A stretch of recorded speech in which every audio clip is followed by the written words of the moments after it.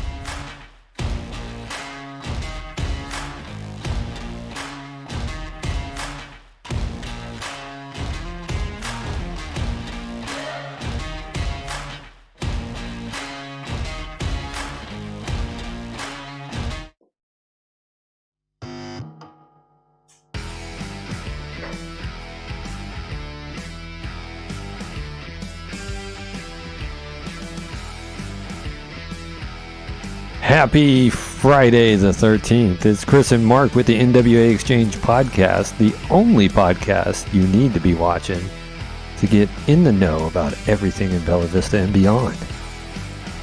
We hope you had a great week. We got a great podcast lined up for you tonight. Let's get into this. How's it going, Mark? I'm doing great, man. How you doing? It's been a busy week, man. Busy week with everything, so it is what it is, though, man. I can't believe Time that we're flies already... when you're having fun, man. I can't believe it's Friday the 13th, man. It's creepy. Bad mojo, man. Bad mojo. What is that Friday the 13th theme song? A little spooky. I hope we don't have any gremlins tonight, man. No, I hope not either. We've had our fair share the last few weeks, huh? Is that Jason Voorhees? It is, man. Friday the 13th, part 20.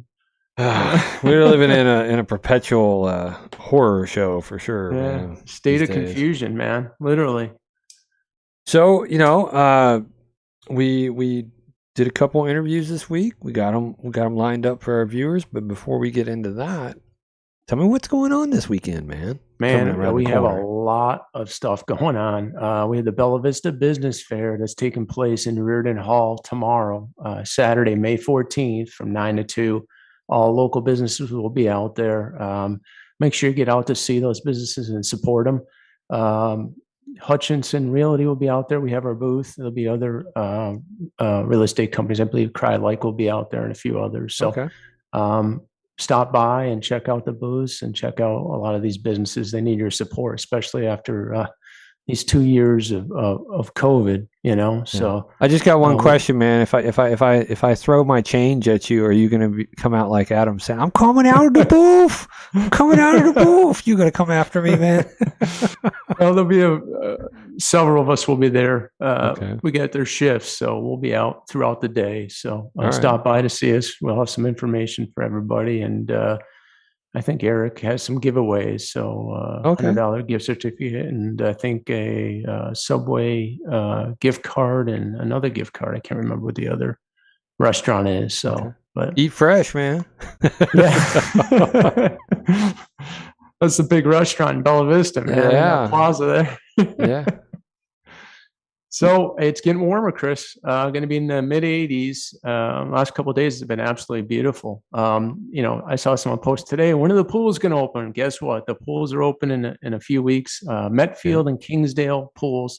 These are the outside pools. Will be open starting Saturday, May 28th. So they'll be open up from 11 to 7 p.m. weather permitting. So anybody that's looking forward to that, that's when we'll be open. So make sure you have your activity cards. or else you're going to be out of luck. You're going to be paying. You're You're going to be paying, man. you'll have to pay the admission if you don't. So the other thing is the beach, Lake Avalon will be opening up the same day. So if you haven't been out there, it's pretty neat to see. So it's not like a regular ocean beach, but you get your little slice of heaven there, man. Yeah.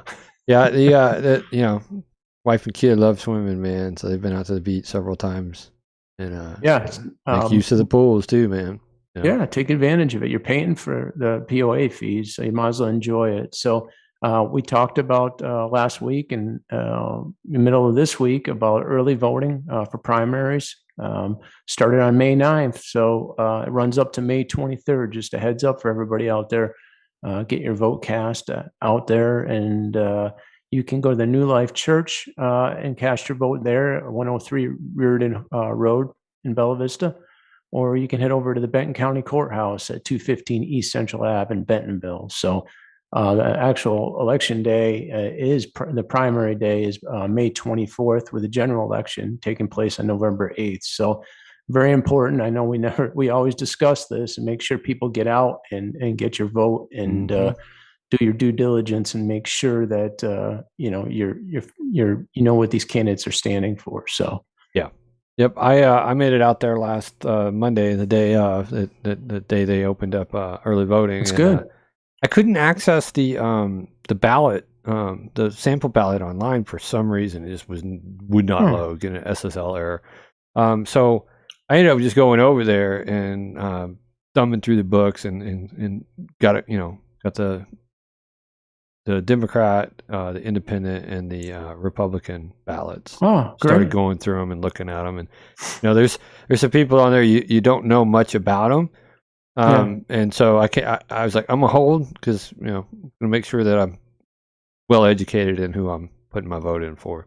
Yeah, that's a good move. I haven't had a chance. So you beat me to the punch. I'm gonna try to get to it this week and get that taken care of. So I need to do my research like you're doing now. So I think everybody else should do the same. So hey, we interviewed Randy Murray for mayor a few weeks ago. He's having a meet and greet.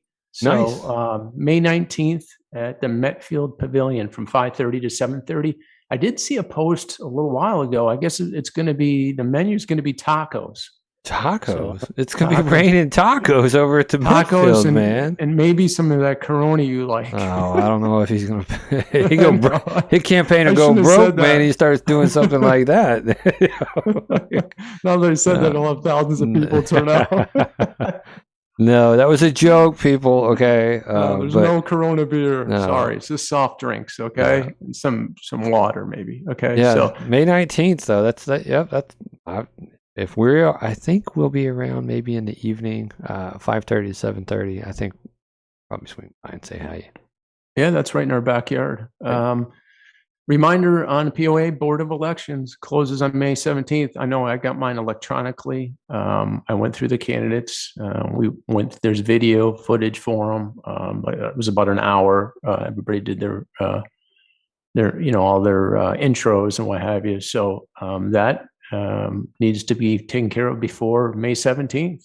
Yep. So and if anybody hasn't voted yet, please, and if get out there. If you haven't gotten that link, you can reach out to the inspectors of the election by calling 1-888-211-5332 or email them at info@theinspectorsofelection.com. So make sure if you didn't receive it to reach out to them.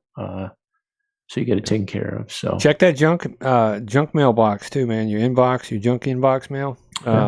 Because I've had the electronic go there before, right? And it's like, that's not cool, right? So if it's sitting in your junk and you get the paper one might get set aside, and then you're like, what day was I supposed to do that? So yeah, that's a good point. It's important to research those candidates as well. I want to be. Remind everybody though that these aren't paid positions at all. So these are just straight volunteer positions of people, in our community that are trying to kind of guide the POA in the right direction. So Yeah. So we have a bike race coming up tomorrow. We've been talking about for the last few weeks. It's Kohler Mountain Bike Reserve. So that's tomorrow from 12 noon to midnight. So The noon they're to going to ride bikes noon. for 12. Yeah, they're going to ride it for 12 hours, man. And if you're wearing kind of baggy shorts, it might be a moon at noon. So just saying, you got to stop sometime, man. You fall down, you got a crack in that, man. So, oh, man. All right. Bella Vista Charity Classics coming up from the May 25th to 28th. That's taking place in Bella Vista here on the Highlands and the Country Club Golf Course. Highland Golf Course address is 1 Pomona Drive. So, I talked to people a few weeks ago about this. Some really good golf being played. Come out and check that out. They're going to be playing from the 25th to the 28th. So, okay. And Metfield Kids Fishing Derby, June 14th. Ages 3 to 15 years old. Time is 8 to noon, and registration starts at 7:30 in the morning. So, just a heads up there for the kids. I know it's a big deal. They enjoy that. I don't really know if it should be an age restriction, to be honest with you. I mean, I know people that have never fished and they're in their 30s or 40s. You know what I mean? I know. So it should just be a everybody fish derby. Yeah, just everybody enjoy themselves. I don't think it should be age restriction, but that's not my call. So we got pretty much all bases covered. We can roll into the video with Cory McDaniel. So we give a little bit of a quick synopsis of this. Housing market's on fire and well, pretty much everywhere, but Northwest Arkansas, Bella Vista, and I poke around at Realtor.com, Mark. Yeah. And it's like you see one pop up and you look at it and you're like, oh, I gotta show the wife that one tomorrow, right? And you go back and look at it tomorrow and it's like pending. Right. It's like, I know. It was a few hours, man. I know. So you really got to be ready to pull the trigger, man, these days, and so, that's what one of the, talking with Cory, I learned a lot. And so I hope that our viewers actually can learn a little bit as well. If you're in the market or looking to upsize or even downsize and move somewhere else. Yeah. I think got to be, it's a different beast these days, man. You have to move quick. There's a lot of competition. There's not a lot of houses and more people looking for homes than there is homes right now. So Cory gave us a lot of great information to help buyers, even first-time home buyers, and give us some more insight to be more competitive out there. So I can't wait to listen to it again, and I look forward to it. All right. Here we go, y'all. All right, let's go ahead and go into this, Mark. So, Chris, we talk about buying homes and what have you. I work for Hutchinson Realty, and we spend a lot of time with clients going back and forth. And a lot of times I have clients come in, and they're not prepared for the process to look at houses. We have to do pre-approvals and proof of funds and what have you. So I have these conversations and I ask them if they've talked to their banks or if they talked to a mortgage broker, or they've talked to the credit unions. And a lot of times they don't even understand the process. And it's frustrating for them because they found a house, they want to look at it, and I don't want to lead them the wrong way. So, I'm happy to have Cory McDaniel here tonight from USA Mortgage to give us more ideas on what, people can do in situations for houses, and give us some different ideas for new home buyers and, conventional loans, FH loans, and VA loans. So we're going to have him on in a few minutes so we can get into a little more detail on it. So I know in 2011 when I bought, man, it was a process. I thought I had to sign over my firstborn and stuff. And I mean, the amount of paperwork that I had to provide was ridiculous. But first time home buyer, I guess it's a process. And luckily, I was fortunate enough to have a company that dealt with VA loans, for veterans. And they really walked me through that process, and I was very, very fortunate to get in touch with someone like that. And it sounds like you've got a good contact like that in Northwest Arkansas. Yeah, I'll be honest with you, Chris. I've called multiple people, banks and what have you, the process is extremely slow, sometimes 2 weeks, sometimes sitting down for an appointment. My clients want to look at houses immediately. I tell them, hey, we need the pre-approval and we need the agency agreement, which basically lets me represent them legally in the state of Arkansas. In other words, so I can go look at houses, and if they want to write an offer, we can do that. The problem comes in when they don't have the pre-approval from their bank or the credit union or the broker. So it's something I don't deal with and people get frustrated with, but it makes my life easier. So I'm happy to have Cory McDaniel here tonight from USA Mortgage. So we'll go ahead and bring him on. All right. Hi, Cory. Hey, Cory. How's it going? Good, guys. Thanks for having me on. I appreciate it. Yeah. So, Cory, can you tell us a little bit about what you do, a little bit about yourself? I know USA Mortgage is in Bentonville, right? Arkansas is where you're out of. Yeah, that's right. So I opened up the USA Mortgage in Bentonville in April of last year, and so we have an office in Bentonville and then one in Fayetteville. And yeah, we're a brokerage, so we're not a bank. What we do is we more or less act as the intermediary to kind of get investors involved, so that we've got a lot of options for our customers. We deal with every loan type that you could imagine, and try to get them in the right product and fit them with what works best for them. So that's kind of what we do. Okay. In a lot of cases, Chris, like a bank would be restricted to what they're pushing. Cory can head in several different directions if need be, and deal with a lot of banks. Where if you go to a specific bank in a local area, they're going to sell what they have. So yeah, that's right. And a lot of people don't realize there's kind of a difference between those two things. But most banks kind of have a sweet spot that they're looking in. And that's where they're very competitive and very good. With us, we do it all. We do FHA and VA and RD, and then of course the conventional loans and all the stuff in that. So okay, well, we can hit on that. That's great. We can hit on that a little bit, but discuss what buyers. I mean, buyers now, what can they do to put themselves in better position to purchase a home? Yeah. So unfortunately, a lot of times, Mark, they're going to call you before they call us. But we prefer them to call us first. But if not, once they get to us, what we really try to do is set them up for what the reality of the current market is, which is highly, highly competitive, and really asks a lot of the buyers. And so some people have kind of heard stories of, oh, somebody's going to pay my closing cost, or I don't have to come up with a down payment or something like that. And of course there are scenarios like that, but our main goal is to kind of give a reality check to those first time buyers, or those people, even if you're not a first time buyer, if you hadn't bought in 10 years or something, just kind of give them an update. Hey, this is what the market looks like. So the first thing we try to do is help them understand the cost. So if you're this kind of buyer, you're looking in this kind of area, here's the kind of loan products that you qualify for. So a down payment would be a minimum of this. Closing cost would be a minimum of this, so that they have that to wrap their minds around. Some people already come in, hey, they've been saving for 2 years, and that's no big deal.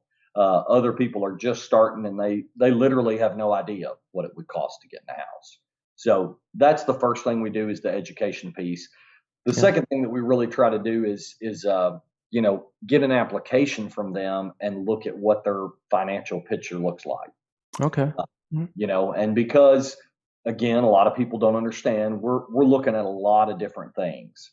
Number one, which is pretty obvious, we have to look at credit. So we got to make sure that you're in a good spot where we could get you qualified. Number two, which is a really big one, especially with the younger generation, is debt to income. Right. And what a lot of people don't understand is, and I say younger generation because student loan debt is so prevalent now. We have to deal with that a lot, where people say, well, my student debt's deferred or whatever. And we have to look at your whole picture. So we have to look at what everything looks like to make sure you can get qualified. Okay. So that's kind of step one, is walking them through that and letting them know, here's the education piece. Here's what it looks like. You need to at least have these things together. Yeah, I get those questions all the time, and I redirect them to you, Cory. Yeah. It makes my life easier. Then Absolutely. We'll do it. and I'll be honest with you, man. I've gotten a lot of positive feedback from my clients to you, and like I was telling Chris earlier, very responsive, and Awesome. I appreciate that. It just makes my life easier, to be honest with you. So Yeah, that's something I didn't think about with student loans and how they can actually impact your debt to income ratio. yeah, So student loans are federal debt, which, doesn't go away unless somebody comes in and waves a wand one day, which I don't think they'll do. So that, even though you may not be paying on that still counts against you, unfortunately. Wow. So what is this? Where is that spot in the 30% range, debt to income ratio? Where is that? So 30? if we're getting somebody qualified for a conventional loan, so a traditional conventional loan, we really want them to be below that 50% mark. Okay. The lower, the better. Right. When we get into the government loans, they get a lot more specific as to what they'll let us do. FHA is the one with the most leniency, so Yep. it's the one that'll allow you to go higher on that. VA and rural development, they're going to have pretty hard lines on those. Okay. At what they're looking at, and we try to tell people, I try to be a financial kind of advisor and assistant along the way. And I try to tell people, you really don't want to be above 45% if you can help it, with the cost of your, whole portfolio versus what you're taking in. So, Okay. monthly costs, if you get over that 50% mark, some people are in a good spot to do that, but general advice is to stay below that. Okay. Another big one is, I get asked all the time, pre-approval versus pre-qualification. What's the difference? I am so glad you asked. Yeah. I got a letter that says I can buy a house. Right. So we go through this constantly. So really the easiest way to do it, pre-qualification means somebody takes what you put on the application. So they're believing what you put on there. The only other step a pre-qualification normally is that somebody's running your credit. So as long as your credit makes it and what you put down is true, then you can get a pre-qualification. Gotcha. So, that's why people can hop online and, go to one of these spots and get one in 5 minutes, because they're not promising you anything. They're just saying this is what you entered, so this is what it is. Pre-approval, on the other hand, it's really what we preach to our buyers. It's really, we just try to drill it in their heads.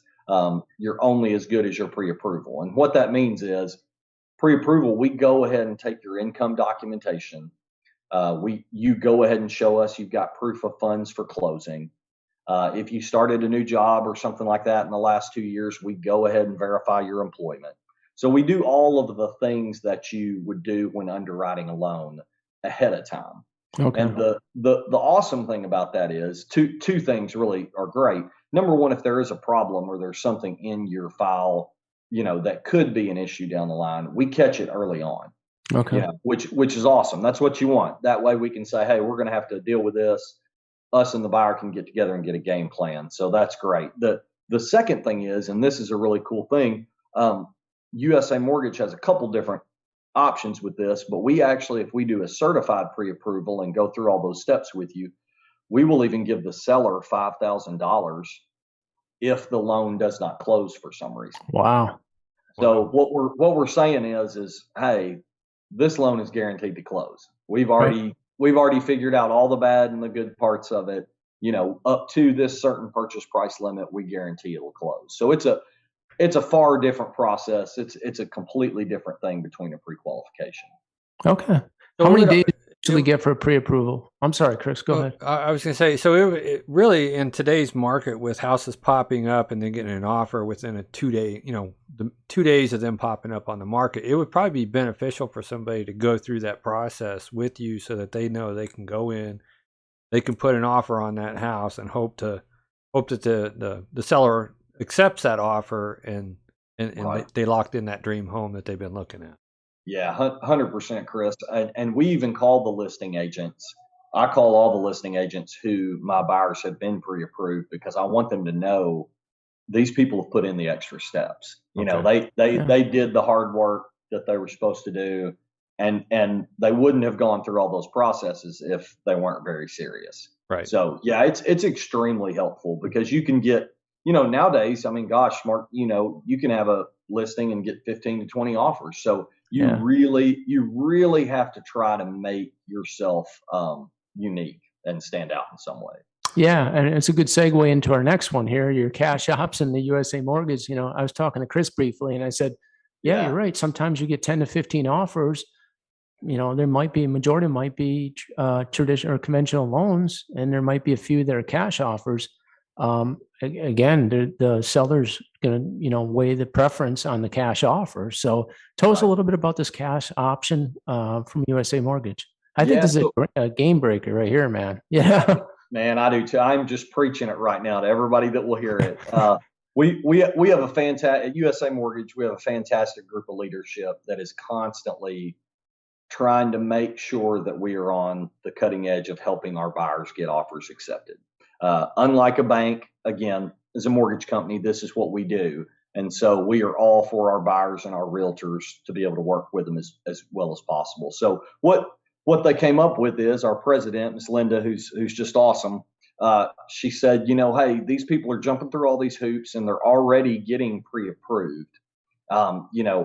Let's jump that up even more and allow the people that have gotten pre-approved, so have given us our income documents, gave us the proof of funds, et cetera, let's let them make a full cash offer.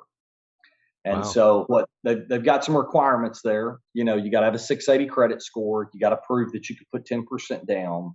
Right. So they've got to be a little bit more, strong conventional buyer. However, if they can do that, we're letting them play in that cash market, which absolutely really changes the game for so many buyers that are. Yeah. From my end, Cory, it's great. I mean, it flips it upside down. I mean, I have a lot of conventional loan people, and you're kind of in the back seat when you go to put an offer in, because you get 10 or 15 offers. It could be 3, 4, 5 cash offers. That's good stuff. So it's fantastic. One question on that. So, I know like right now the housing market in Bella Vista is on fire. And so some people are, putting in offers well above what the houses are appraising for. How does that, like, if the house doesn't appraise for that, is your cash offer still good because you've actually disqualified the person up to this amount? Right. So really the way that we do that is we approve the offer before you make it. And as long as our buyer is cash flow enough and fluid enough and can show us funds to cover any gap that we have, evaluated for them, then we will let them go ahead with that. Okay. Obviously we explain that to them and let them know, hey, this is what you're looking at. We have an estimator that we use, an online estimator. We say, hey, this is what we think the appraisal will come in at. This is what you're about to make your offer at. Clearly, we're looking at your bank stuff. We can see that you can make that stretch. Is that okay with you? As long as they're fine with that, yeah. Okay. We go ahead and still do the cash offer, because if you think about it, that's really what we're doing anyway when we, allow people to make those offers on houses anyway. Right. We're looking at it that way anyway. It's just that, we're more or less shortcutting this offer. Yeah, that was a great question, Chris. Thank you. Yeah. So interest rates, where do you see out front? I mean, where are we at right now? I mean, where are you at? We're at 30-year fixed right now and a 15-year. Yeah. So pretty much everybody is competing now in the, 5 to 6% world. That's where we're all competing, with varying degrees of that, depending on what kind of, borrower you have. And so we're somewhere between 5 to 6% on all of that. Again, we talked a little bit before we got started. That is high, especially compared to where we were 2 years ago this time. Yeah. That being said, you can't stay at 2.5% for that long and keep a healthy economy. It's not sustainable. No, it's not. And we all know that. And so we're not happy, where it is right now. At the same time, especially where we live in Northwest Arkansas, it's still very advantageous to buy. Yeah, there's no doubt. Yeah. I mean, there are some people that, were in the lower, range of purchasing power. We're not going to be able to afford a lot of house. And some of those people, it has knocked out of being qualified. But for the most part of people coming into this area, it's still left them in a good spot to buy. Okay. So you do point buy downs, right? You guys We do. Okay. Can you explain that absolutely. just briefly, how that will go, how that works? Yeah, absolutely. So I'm so glad you asked, because a lot of people, when I talk to them about this the first time, they've never heard anybody say this. And so I love to explain it. An interest rate is not always an interest rate.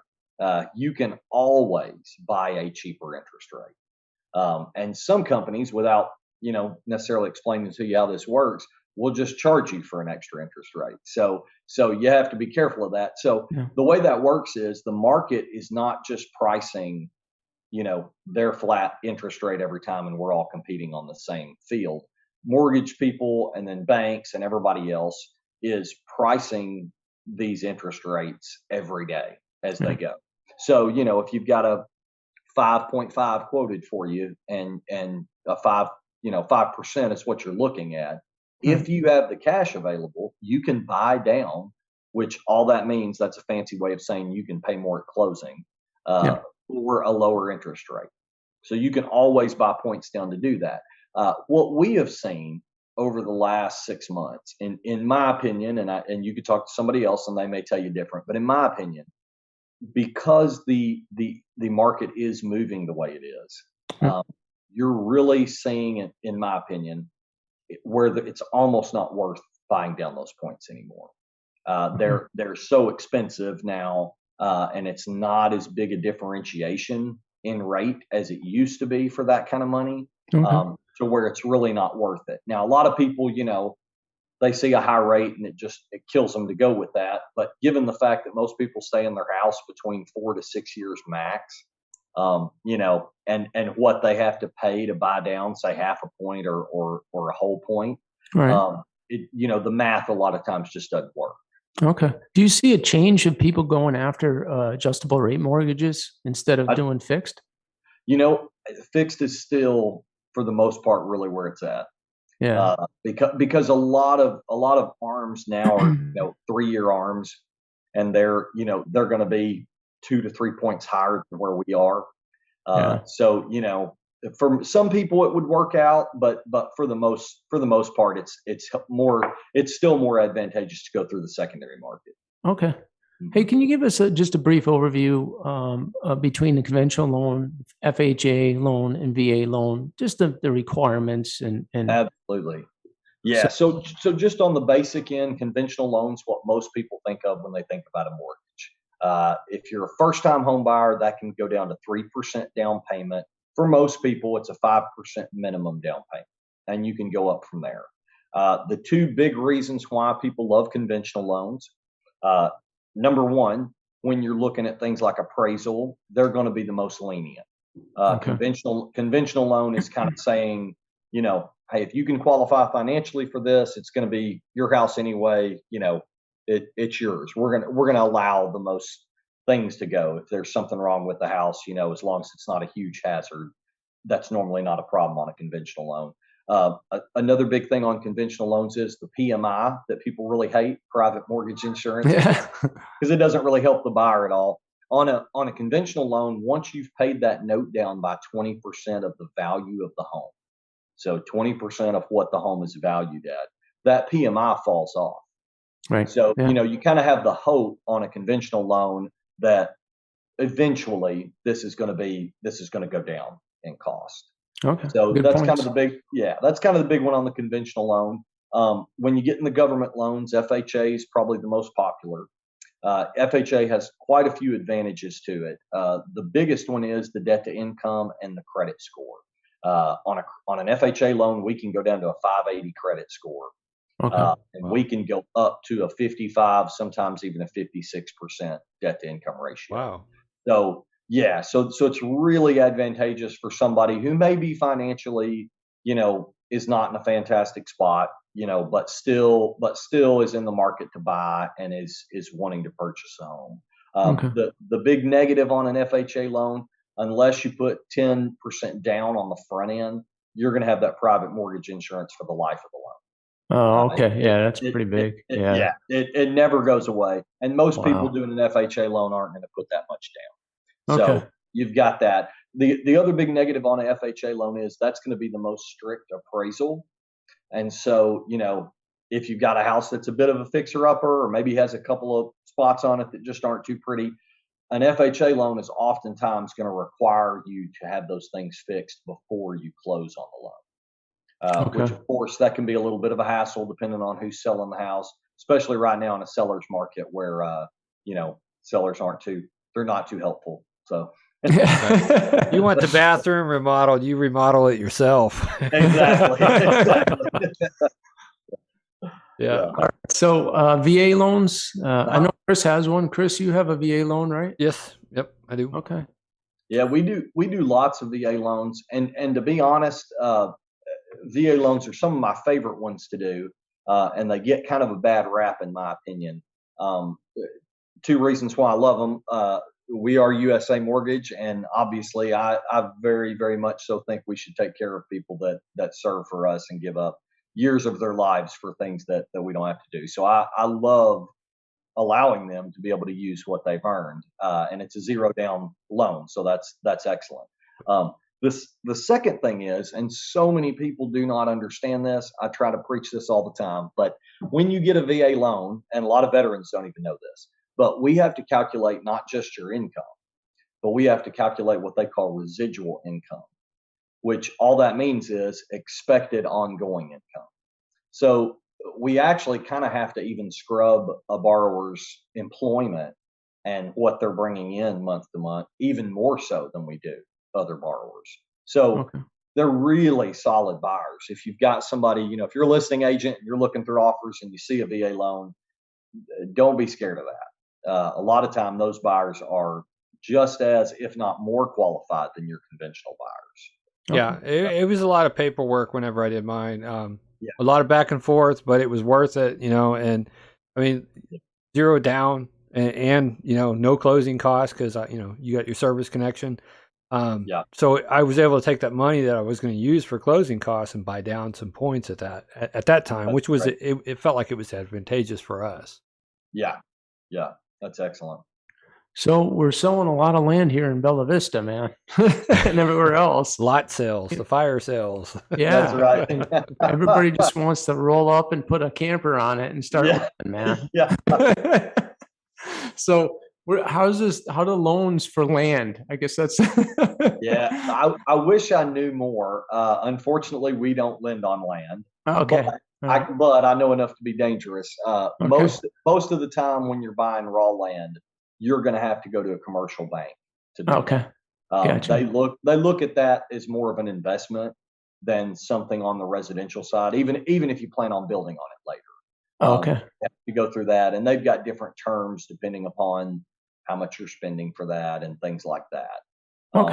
But you're right. There's a lot being sold right now. So it's a lot happening there. Nothing's being built, but it's being sold. Right. Being sold. You got to find that modular home on like 40 acres out there. Right. It doesn't matter if it's like still standing or not. You just got to find it. There. Yeah, that was my next question. Yeah. But modular and mobile homes, Chris and I were talking about this. I mean, it's getting so expensive. These other options that people can do, I mean, it can go through you guys and do this. Yeah, absolutely. The idea sometimes is that the secondary market, and when I say that, all that means is a bank's not keeping the loan. It's going to a big mortgage company. A lot of people, and that's where the best rates are. That's where the best terms usually are. So a lot of people think that you can't do modular or mobile homes on that, and that's not true. We do them all the time. Okay. And especially right now, again, just like you said, just the way the market is, a lot of people who weren't in that world, manufactured home and that kind of stuff, now they're really looking at that. Okay. And so really, it's the same process. You definitely want to talk to somebody in my world before you go look at those, because there are some requirements that realtors aren't really aware of that they kind of have to have prior to. But it's mostly stuff that is pretty common sense. They need to be on a permanent foundation. Most units don't need to have been moved. So most of, they need to be in that spot. Most of them have a HUD tag on them, which I think anything within like 25 or 30 years is automatically going to have that. So most of the requirements are going to be met as far as that goes. One thing that we do try to always tell people, the majority of those loans are government loans. So you do want one that's going to be in pretty good shape. They're not going to allow for you to, take one and strip it down and start all over. It needs to be in fairly good shape. But yeah, otherwise we actually do a lot of those. Okay. It's good to know. Hey, Chris has an infographic for interest rates, and I forgot about it, but I want to bring this up to you because people are talking about, oh my gosh, there's 5 and 6%, interest rates here. And this is insane. If you look back through, I don't know if you can pop that up. You mean to zoom in a little bit? Yeah, that's better. Yeah. So if you look at the early 80s, I mean, it's crazy. I mean, it's like a credit card interest rate, Right. That's what, 1981. Right. Between 80 and 81, it was 16.63%.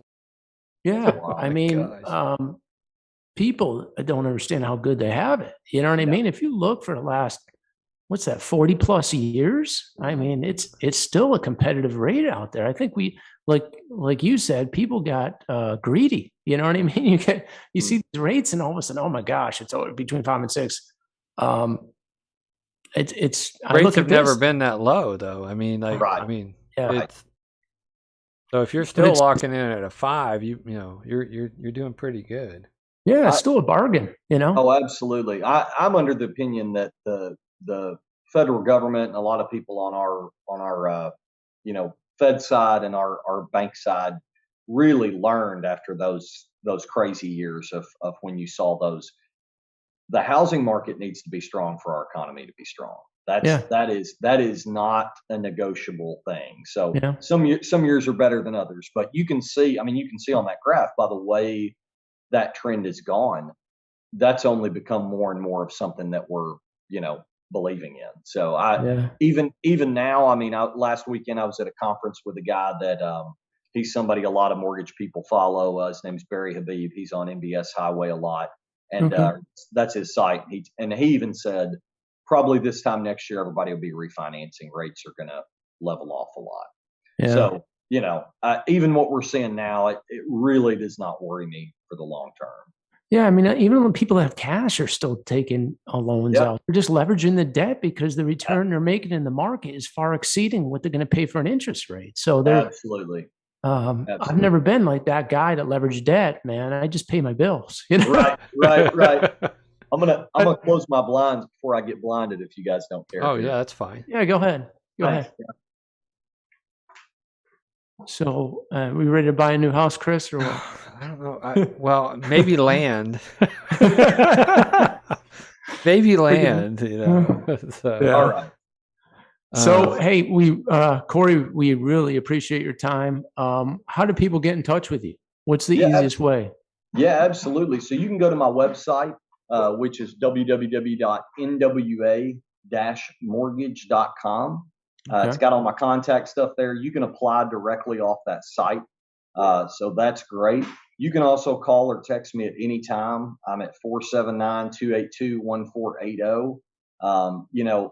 I really try to make myself available to and to customers. I mean, the thing is, whether I want to work on the weekend or not, houses are selling them. So I am. You know what? You don't get a choice. And that's what drew me to you, Cory. And I told Chris the same thing. It's response time. My clients need response times. They need to know if they're going to get pre-approved or what they need to do to get it accomplished. And in a lot of cases, in some cases, I don't even get phone calls back. I mean, believe it or not, it's nuts. We're in a market now where, again, whether we like it or not, if you're not on it and you're not ready to go right then, you may not get an offer in time. So we've got to be available. And those are heart-wrenching stories too. And people come in, they're not pre-approved and they have a house. They actually have the picture of it. And they're like, we really want to put an offer in this house. And I'm like, we got to go through the whole process here. What process? And that's what drew me to you. But hey, I really appreciate you tonight and appreciate everything and taking the time. Absolutely, guys. Thanks so much. I appreciate y'all having me. All right, man. Take yourself. Take care. Yeah, we'll do. Bye-bye. Bye.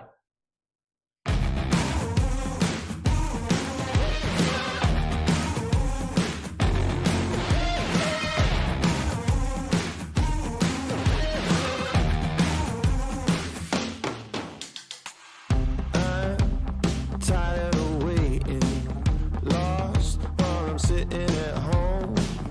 Dream of a new destination, lust for something unknown.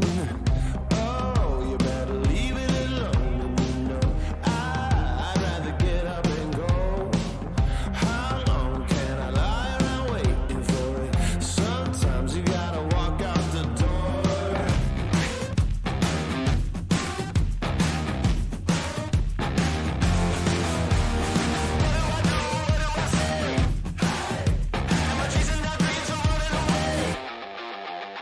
No limits, no ceiling, no crown.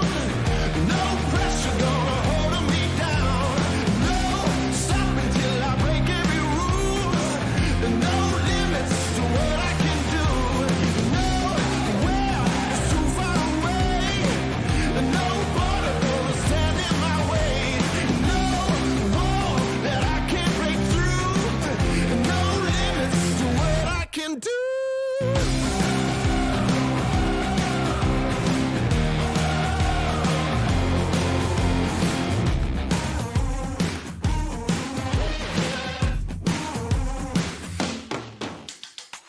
Yeah, drive on the wrong side. Just live while I can. Stay here in the moment, 'cause I'm free to be my own man.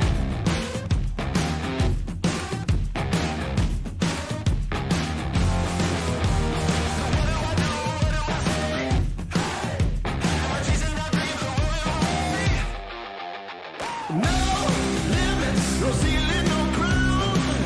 No pressure gonna hold me down. No stopping till I break every rule.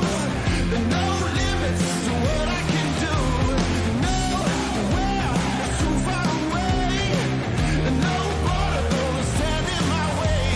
No wall that I can't break through. No limits to what I can do.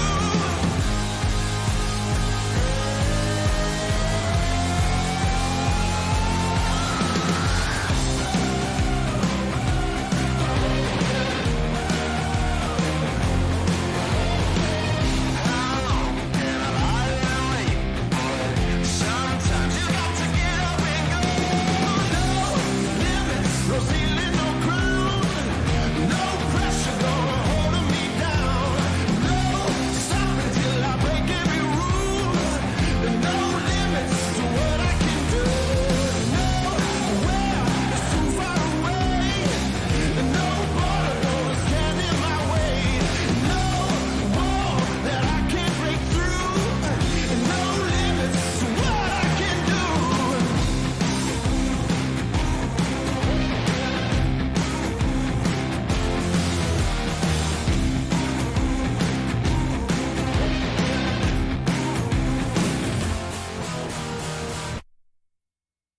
We are back. Great interview with Cory, brother. I mean, Yeah. guy seems like a good guy and very knowledgeable. I think that cash option is that's like the sweet spot for me right there. You know, like if I was gonna trust me, I'm looking online, man. But like I said, dude, if I see that house pop up, couple hours later, the contract pinned. Right? It's like you got to be ready to pull the trigger anymore, man. Yeah, I think it's a game changer. There's no doubt about it. I haven't seen anything like that from anybody else, and it's going to put buyers in a better position. There's no doubt about that. But Cory did an awesome job, man. I really appreciated him doing that, and hopefully educated some people and gave them some different ideas of what's going on out there. So Well, so one thing like I was unaware of like the debt to income ratio limits, right? And those sounded high to me, and it's like, do you think that because they've relaxed some of the debt to income? I mean, I know we're living in a crazy world these days, right? But do you think because they've relaxed some of the debt to income ratio, it's hypothetical, right? Right. Is that more people are actually getting qualified to purchase homes? Which is also contributing to the shortage in availability of homes, right? Because more people are now qualified, which is not a bad thing, right? Everybody should have access to, housing, affordable housing, etc. But like, I'm curious because man, I thought those rates, I thought those numbers were high, man. When you're hearing like 50%, that sounds high, Yeah, I mean. Yeah, what you're saying is perfectly logical. Yeah, there's no doubt there's more people in the marketplace. And, and I mean, I'm pretty sure I was between 30 and 35% my debt to income ratio in my home. But you're right. I mean, you can improve people with more debt to income or higher debt to income ratio. You're going to sell more houses. But right now in Northwest Arkansas, it's simply supply and demand. Yeah. Yeah. Demand is outstripping supply and prices continue to increase. It's economics 101, Yeah, it's amazing. I mean, like I said, dude, I mean, I was looking at stuff out like in Pea Ridge and out in Avoca and Garfield, and it's like, hey, you're looking at some, land, obviously. Right. But I mean, like even the prices for some of these 40 acres with a manufactured home on it, right? You're looking at like 1.6 million. It's amazing, dude. Yeah, it is. It's shocking, but it's amazing. I can remember when you could get like 40 acres in little 2-bedroom farmhouse for 250,000. This is a large growth area, and people kind of forget we have the largest retailer in the world here. We have the largest beef and pork and chicken packer in the world here. Pack that chicken. I mean, then you have all the manufacturers and vendors that do business with those people too, on top of that. So we're pretty well insulated here, and I expect it's going to continue to grow like this for a long time. I bet you in 10 years, we won't even recognize this area. Yeah, that's what I keep on thinking too. And, I mean, love growth, right? Growth is progress, and progress has its, pains as well. But, like for me, looking at, I'm looking at kind of doing that little possible homesteading thing, get a couple cows, get a goat or two, and we'll get into that goat topic in a little bit, right? But you know what I'm saying? Crazy. I don't think that's a bad idea, Chris. Oh, it's one little buffer space, man. This little buffer space. Well, when you locked down for 2 years with COVID and call me antisocial. Call me what is it? Social distanced. I don't care what you call me. Just don't call me late for dinner, okay? So, but so we obviously extend our thanks to Cory. I definitely, whenever I get ready to purchase another home, I will definitely be giving him a call, man. It seems like awesome. Straight shooter. I'll be happy to hear that. Good guy. I mean, easy to talk to. I 100% happy with that. Yeah, I'm glad. Really reminds me of the guys that I was working with during our purchase. My first home purchase. Right. Walked me through the process, explained everything, helped me. Helped guide me through the whole process, and try to keep it as low stress as possible. Yeah, and the thing with Cory is, and I like to bounce stuff off him here and there because quite frankly, I don't know a lot of stuff about those loans, and there's little things that you can do to make a difference for your client. So, I sent him an email today and a text, and he's back with me in a couple minutes. Hey, this is my thoughts on this. Is what we can do here. That's hard to find these days too. Is somebody who's willing to like step up and respond and be like Johnny on the spot. I'm here for you. Customer service 101. Take care of the customer, regardless of what else pokers you got in the fire, man. Pretty much. You know what? I want to reward someone like that, and I've had my clients come back to me and say, you know what? you gave me that name for Cory McDaniel, and he did a great job with me. He set me up for my pre-approval, everything else. He answered all the questions. And that's, I mean, that makes me feel good that someone's doing that work and following up, and because it makes me look good at the end of the day. You know what I mean? Well, I'm trying to take care of my client, and but I look at it like this. So you like me personally in my professional and my personal life, I try to surround myself with, quality people versus quantity of people. I want people that are going, like, if I have a need and that's up your alley, you're gonna be like, I don't want to go into like Diana Ross song or anything, but ain't no mountain, I mean, I don't want to get into that because I have a tendency to sing on these podcasts. Ain't no mountain. All right. Okay, I'm not going to do that. But you know what I'm saying? Those type of people in your circle of professional relationships or personal relationships. When you identify a person who is like that person, there's a go-to person. They, no problem is too small. No challenge is too big. They love what they do. They're willing to help, and they're compassionate and customer service driven. I really want to surround myself around people like that. So I think you're doing the right thing. I really do. Yeah. So the second interview with Jim Dotson, we can get into that a little bit. That was a great interview too. So State Representative Jim Dotson, who's actually running for Senate candidate position for District 34. We were fortunate enough to give him a call. I think we gave him a call like early this week too, man. It was like Monday maybe or Sunday. And he reached right back out and it was like Johnny on the spot. Customer service driven, right? We're establishing a proper pattern of behavior.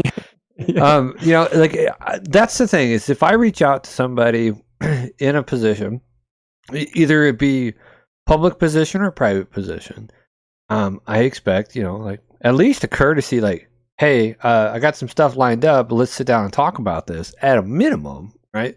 But like, you gave Jim a call. Jim was busy putting out campaign signs, called you back within a 5-minute period. He's like, you laid it out, man. We got a podcast. We'd love to have you on. He's like, let's make it happen. And so we got to sit down and talk with him. And we went over a lot of topics. Yeah, we did. And so just for our viewers, like we did post the full interview on our Facebook page. We went an hour long. Like our podcast, we try to limit our podcast to 2 hours at a minimum. And we still have other things to cover. So what we did is we posted the full interview out on our Facebook page. We will post that to YouTube later tonight as well. So if anybody wants to watch it on YouTube and they don't have Facebook, they're allowed to, they've got an option. But what I'm going to say is we had to trim down some of this content just for the purposes of the podcast to keep the time limits. Jim is a whirlwind of information. Okay. Yeah, he is. He educated me on some things on the interview that I was unaware of, and so I hope that our viewers can understand why we had to trim it down. I hope that you go out and find the full interview though, and take an hour out of your evening and listen to what candidate Jim Dotson has to say in relation to some of the questions we're asking, about First Amendment rights, Second Amendment rights, religious protections, taxation, school boards, the whole 9 yards. We hit everything. We went into we went bing bing bing every direction, and Jim stuck it out with us. So I appreciate his time and his effort, and always a pleasure to sit down and talk with him too. This is our second time. We met with him several months ago at Starbucks for coffee, and just sat down and talked with him. Very approachable, likable guy. Yeah, I think he did a great job. And again, we're really appreciative for him to come on. And we did ask him a lot of questions, but we wanted to make sure, people from time to time send in emails or want comments and want to know what candidate's position is, but we covered the gamut. So listen to the whole. The only way you can get to know somebody, man, is like we said during Randy's interview, was just sitting down and talking with them, man. Letting them talk. Yep. Yeah, for sure. All right, we're going to go right into that interview, and then we will come back and talk about a few more things. Yeah. Maybe not. I don't know. Maybe we'll just be mutes for the rest of the night. I don't know. We'll just see what happens. All right, here we go. So we thank you actually for throwing your name in the hat on there. Yeah. So we've got some, some questions we want to ask you. One, we saw this news article a couple of days ago. I think it was May 3rd about Arkansas encroaching on that $1 billion surplus, this year. What is your stance on, obviously when people, the average taxpayer hears $1 billion surplus and it's already coming in early, people are like, are we kind of being overtaxed here? What is your stance on taxes and where we stand in Arkansas right now? So Arkansas has a hodgepodge of taxes. If there was something that could be taxed, the legislature throughout history has tried to tax it in some way. And of course, just to take a step back in history, this state was under one-party control since Reconstruction by the Democrat Party up until basically 10 years ago, 8 years ago, if you want to talk about when it shifted over completely, where it's not just the House and the Senate that switched majorities, but also the governorship. So for the last 8 years, Republicans have had complete control of state government, but the mindset hasn't completely changed all across the state, just because the party label did all at once. So it's been a consistent effort by many in the legislature to try to reduce those taxes or try to close loopholes and get that hodgepodge that I talked about of all these various taxes down to much more of a manageable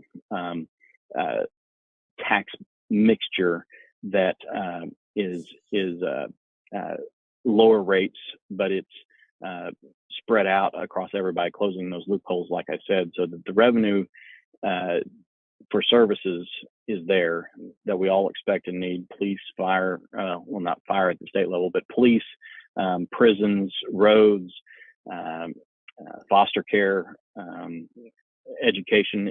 K-12 education is actually the number one priority of state government in our state constitution, so it gets funded before anything else.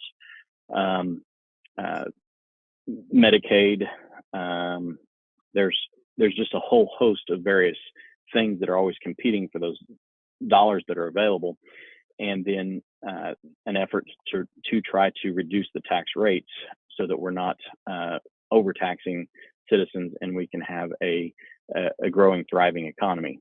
And so really the last 2 years, since we've had an increase in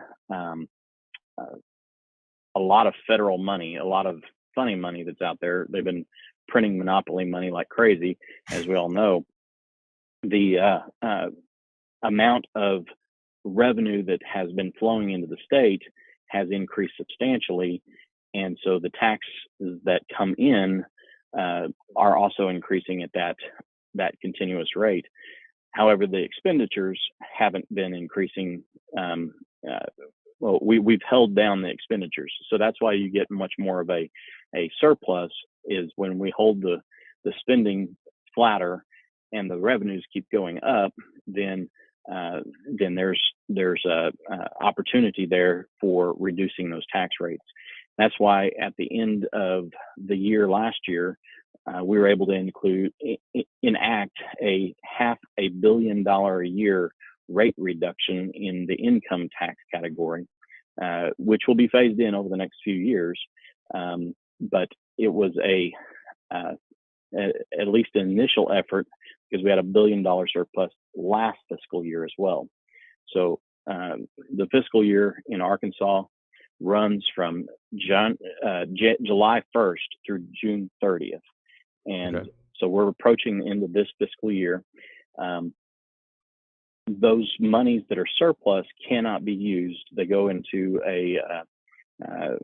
basically it's a fund that can't be touched by anybody until the legislature goes into session and appropriates those funds. So it's called the General Revenue Allotment Fund. And once at the end of June, once the fiscal year ends, whether it's $1 billion or 1.2 or 9.8 or whatever the amount comes up to be, when we finally end the fiscal year, that money goes into that General Allotment Reserve Fund, and until the legislature goes back into session in January next year, it can't be touched. So unless the governor calls a special session and we come in and can allocate those funds in some other way, hopefully there'll be some tax relief that'll be part of the mix. But there's also those funds just don't automatically get rebated to individual taxpayers, and it would be hard to say exactly which taxpayers get what amount of rebate if we did some sort of a rebate like that. I don't think it's ever been done in Arkansas before, but there are some models in other states. But those types of surpluses are typically used for some type of capital improvement project, one-time funds. I'm very hesitant to ever approve a program with one-time surpluses that has a legacy ongoing cost year after year after year. Those one-time funds are generally designated towards specific projects, like expanding a prison. We're desperately in need of prison capacity across the state. We've had a lot of growth, particularly in our area here in Northwest Arkansas, as everyone knows, and we're at bed capacity in our county jails. We're at bed capacity at the state prison system. And so, and when you're talking about that function of state government that is absolutely critical that we take care of, those types of expenditures are not part of the normal budgeting process. So when you have a surplus, you're able to allocate funds toward a capital improvement fund or capital expenditure such as that, and take care of that $100 million or $120 to $30 million facility all at once. There's also a lot of talk about broadband. Rural broadband connectivity, especially, is incredibly important, as we all know. In the last couple of years, the virtual learning, but not just virtual learning, many people are working from home. And so the more broadband capability that we have, particularly in rural parts of the state, connecting folks, that hard infrastructure cost is something that we haven't had the excess funds to be able to allocate toward before we had a lot of really federal funds coming in that we could designate toward those types of things. So we're looking at that for part of the federal funds that are coming in, and I imagine part of the surplus funds is part of the state matching that would go towards some of those types of infrastructure projects as well. Okay. Yeah, I know that's one of the topics that Randy Murray had brought up is Bella Vista. As you know, we got some spotty internet in some spots, and like he said, Absolutely. he can see internet from where he lives, but it's not there. And so being Right. able to bring that to people, especially during the 2 years of COVID, remote learning, it's important to have good quality internet these days. Education, and a lot of it is working. Sorry. Oh, go ahead. A lot of that broadband connectivity over the last couple of years, there has been a lot of federal funds available for those types of things. Some of the COVID money that was approved by Congress and came into the state could be used for broadband connectivity. And many, many projects have been approved throughout the state for rural connectivity, but it takes a local partner oftentimes requesting those funds before the legislature can approve them. Until the request is made, until there's a plan locally with internet service providers and either the local county or the local municipality, those requests come in and then we approve them at the legislative level. And there just haven't been any requests that have come from Bella Vista yet. Okay. So I know that Councilman Snow was looking into drafting legislation to request assistance with it. I know there's been some reports to him, and so hopefully in the near future, you may see something. Well, fortunately, the legislature became much more engaged and proactive in trying to, instead of having a request city by city or county by county, and creating a hodgepodge framework, we went ahead and approved a study that was just completed last month. That was a broadband study for the entire state. So oh, wow. we are working toward a more comprehensive plan. It's unfortunate that some areas did not participate early on and apply for some of the available money that was available early on, but we are trying to take proactive steps in making sure that we're working to get broadband connectivity throughout the state as much as possible, including those rural areas of Benton County that need it as well. Is that report available to the public, Jim? I'm sorry? Is that report available to the public? Yes. Broadband report? The broadband, I'd have to find it, but I'll try to. I had a hard copy in my hand yesterday that I've been looking through, so I'd have to find the link, but I can probably send it to you. Okay, appreciate it. Yeah, we'd like that. Education, obviously, you said that's a priority at the state level is K through 12 education. One of the issues that I think is on a lot of the minds of parents is, during the times of COVID, you had some schools implementing policy that just really did not make sense at the time, or it made sense at the time, but then going, several months down the road, it didn't make sense. What do you feel the state can do to basically put power back into the parents' hands and less power out of the school board's hands? Because it seems some of the school boards these days are not responsive to parents' concerns. And that goes into that lawsuit that was filed, and then it eventually was overturned, basically giving the school boards 100% control of what children are forced to wear, etc. Right. So,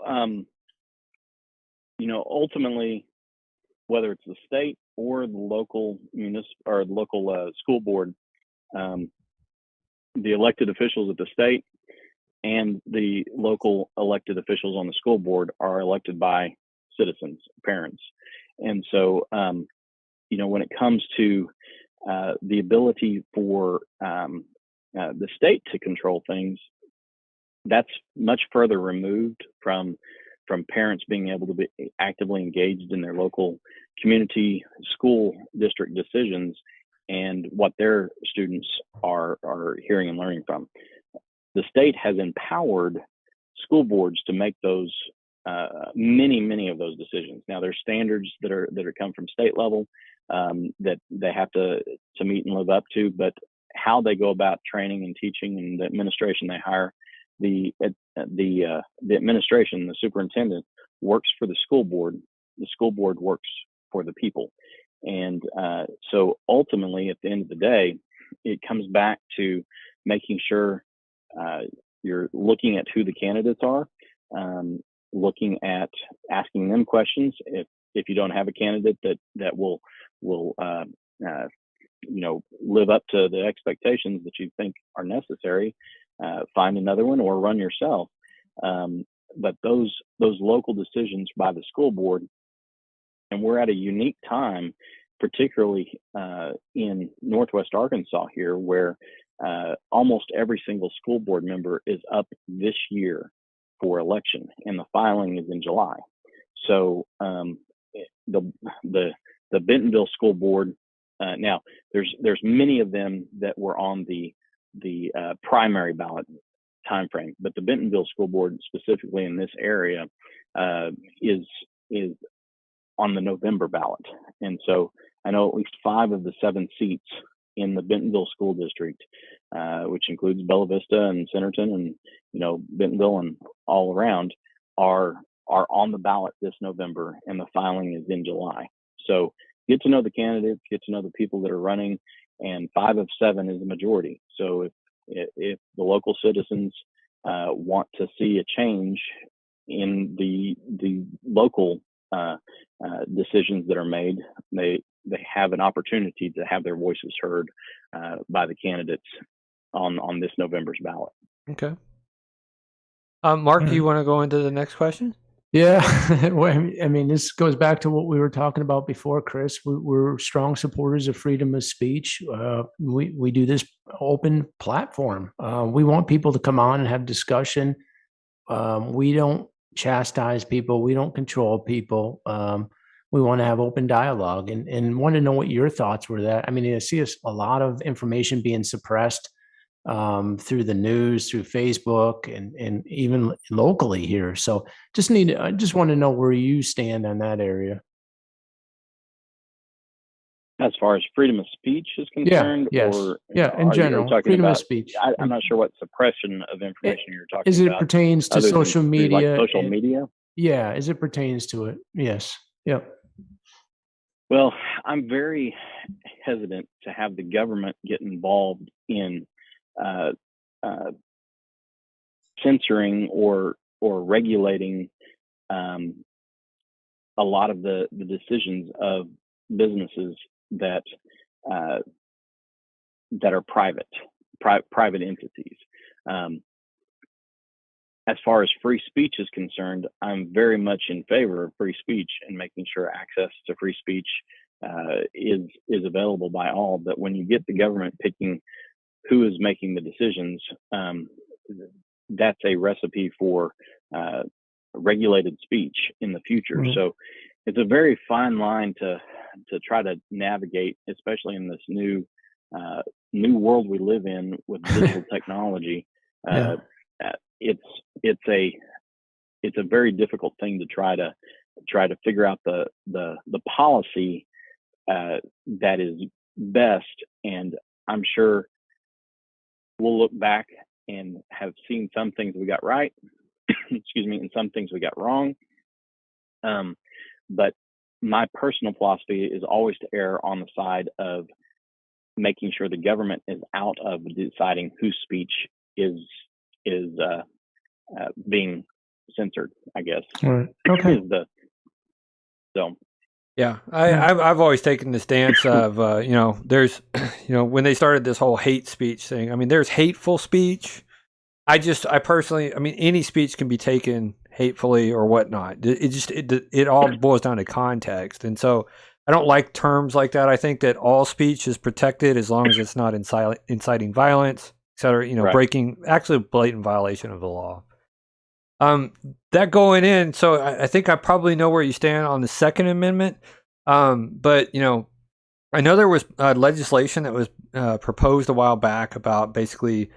I know Missouri did it, where they basically said any law that is a violation from the federal government that's a violation of the Second Amendment, the state's not going to recognize it. And I think Arkansas was trying to do something similar at one time to basically offer more protections.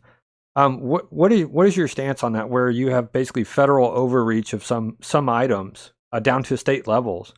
What is your stance on that? Do you think that there's an opportunity to get legislation passed to protect Arkansans from federal government overreach? Yeah, my recollection is that we passed something like that at the end of the session last year. Okay. I'm blanking on what the I think it was called Bill 1957. Yeah, concerning the enforcement of federal firearm bans within the state of Arkansas and concerning state constitutional rights is it became Act 1012 of 2021. Okay. Oh, that's recent then. Sorry. Oh. So yeah, we passed that at the end of the year, at the end of the session last year, and I was a co-sponsor of that particular piece of legislation. So I'm trying to pull it up right here, but it's a 6-page piece of legislation that goes into a lot of detail on stuff, I'm sure. But Act 1012 of 2021. So okay, we'll definitely pull that up. I'm sure there might be some fixes or tweaks to it that can be made, but it was an effort in just exactly what you were talking about, trying to protect the rights of Arkansas citizens and their constitutional right to keep and bear arms. Yeah, and you were recently endorsed by the NRA. I did see that sign over there by Walgreens. I was driving by, and my wife actually pointed out. She's like, "Did you see this?" And I was like, "Well, that's new." And so, congratulations, you got endorsed by the NRA. Thank you. So how does your counterpart? What do you know anything about their stance compared to your stance on Second Amendment? So, I don't really want to talk too much about my opponent necessarily. It's free and public information. You can go to the NRA's website as far as where they ranked folks and candidates every single election cycle. They rank them. I got an A rating with the NRA. They endorsed my candidacy. My opponent got a C rating. So there's something there that they didn't like, either with his answers or on the survey question, or maybe some decisions he made as a public official. So they take all of that into consideration. And of course, my voting record for 10 years, I've been fortunate to receive their endorsement several elections in a row. Throughout the last 10 years, I've had several contested races, and you always kind of wait to see what the ratings are and what their endorsements are, and it's exciting when they come out and they endorse you. But I think they've endorsed me due to my strong defense of the Second Amendment throughout the years, and that aligns with their philosophy, and that's why they've endorsed me. That's why Arkansas Right to Life has endorsed me for my stance on life as a pro-life member of the legislature, trying to stand for the rights of the unborn to live. And so,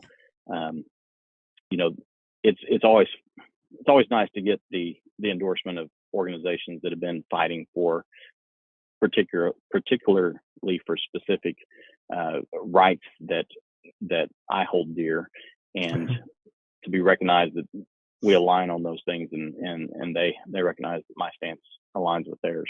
So. I agree. Yeah, I just want to a brief discussion on preserving religious freedom. I know faith is big in your life. I just think the last 2 years with COVID hitting and shutting down the churches, it took away a lifeline to a lot of people. And I want to know what your thoughts were with it, the state getting involved and shutting down these churches and what have you, how you felt about it. So, I was very upset by the state's overstepping, or many elected officials, many executives, various ones throughout the country, overstepping their constitutional authority and trying to step in and suppress religious freedom. And that's exactly what they were trying to do. They couldn't make the argument that it's okay for casinos to be open, but you have to shut down churches. You have to give deference. In fact, you have to give a higher level. We have a First Amendment right to the free exercise of religion. So if you're going to encumber churches due to public safety, then you can't allow other businesses or other entities of similar, something going on with people access and that sort of thing, to have access, concert venues, plays, things like that, to go on and close down a church. That is an abuse of power, and it is directly unconstitutional.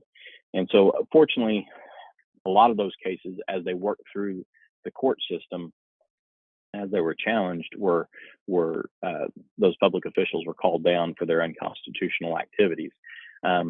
However, in the state of Arkansas, we did pass stronger religious freedom protections, I guess you would say, for churches in particular, religious activities in the state of Arkansas. So in the future, if we run into those types of problems, not only do we have the First Amendment in the Constitution, but we also have state law that we can point to for specific guidance on how to address those types of things for any future executives as they come along. And secondarily to that, just in related to COVID and emergency powers in general, we saw a lot of abuse throughout the country on emergency powers by executive folks in executive level positions. In Arkansas, back in 1973, the legislature had passed something called the Emergency Powers Act, which in essence gave the governor, whoever the governor happened to be, the ability to declare a state of emergency, and under that declared a state of emergency, suspend any statute or any law, and then issue directives that carried the force and the weight of law while that while that state of emergency continued, which it said was 60 days. However, part of the challenges of that law was that an executive, the governor, could extend that state of emergency without at any time for any reason, and only the governor can call the legislature to come in and make any changes to statutes at this time. I mean, we have put a constitutional amendment on the ballot for November that I hope everyone will vote for, that would allow the legislature to call itself into session if need be in cases of emergency. But so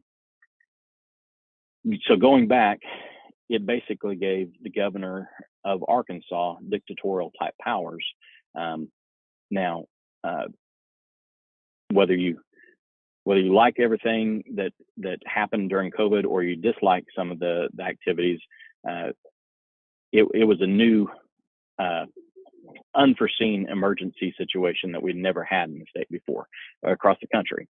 And so at the beginning of the pandemic, obviously we tried to give as much grace as possible to this new normal that we found ourselves in, this emergency, not knowing how to deal, how to respond. But it became fairly obvious and apparent quite quickly that we could continue to do regular business as a state, especially after the first few weeks when the legislature came into session and made and had a fiscal session successfully without shutting down state business. Well, the state of emergency continued and into the summer of that 2020, and the governor didn't shut it down, and then didn't shut it down and didn't shut it down, kept extending the state of emergency all the way through the session of 2021, at which time when the legislature came into session, we removed some of those emergency powers from the governor, not the emergency powers in general, but the way in which they could be exercised, and defined what an emergency actually is. And so now in the state of Arkansas, a continual perpetual state of emergency can no longer be done by any executive, any governor in the future. What will have to happen when a governor comes in to declare a statewide state of emergency is they can authorize it.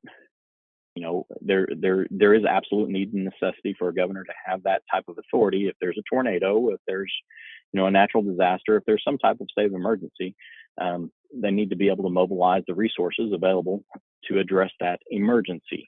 But as soon as possible, the normal checks and balances should be there, and the people's representatives, the legislative members, should have a say in the decisions that are going forward, if they're going to be policy decisions that affect everybody in the state for a long period. this change that we made requires the legislature to be called in 8 days. So if it's a major state of emergency, the legislature would come in and have the option of ending the state of emergency. If they don't end the state of emergency, then it can continue for the full 60 days, just as the governor had originally called it. But it cannot be extended without approval going forward from the legislature in 30-day increments. So, and the governor, if they have issued directives, has to ask for reauthorization of each individual specific directive at each 30-day renewal process. So the legislature can strike down the entire state of emergency or individual executive decisions going forward after that first 60 days of the declared state of emergency. So hopefully we'll see how it works. Hopefully we don't have to see how it works. So hopefully we don't have to see. But I mean, hopefully we've put in checks and balances based off the things that we've learned that, our kids and grandkids and future generations will never have to worry about the balance of power being to where one individual can make unilateral decisions for every citizen of the state. Yeah, it's a slippery slope to give somebody that much power for that extended duration of time. And we can, if you have young children, I have a young son. It was the first day that he was able to go to school without a mask. He was like, I don't feel right. It's like, we're like, no, you're going to have to do this, buddy. Okay. You got to get back to normal and stuff. And it's 2 years of it, so it just goes on and on. Excited. Yeah. He was just a little nervous. Throw that thing off. Yeah. He was a little nervous. Just nervous about getting sick and stuff, because that's what, these younger children have been told for 2 years, and so don't wear your mask, you're going to get sick. And well, time to move away from that and let's start getting back to normal. Hopefully we're there.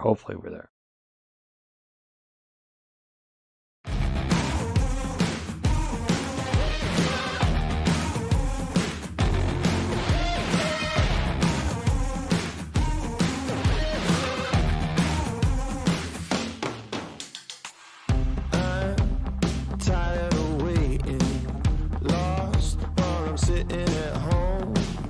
Dream of a new destination, lust for something unknown. Oh, you better leave it alone. I'd rather get up and go.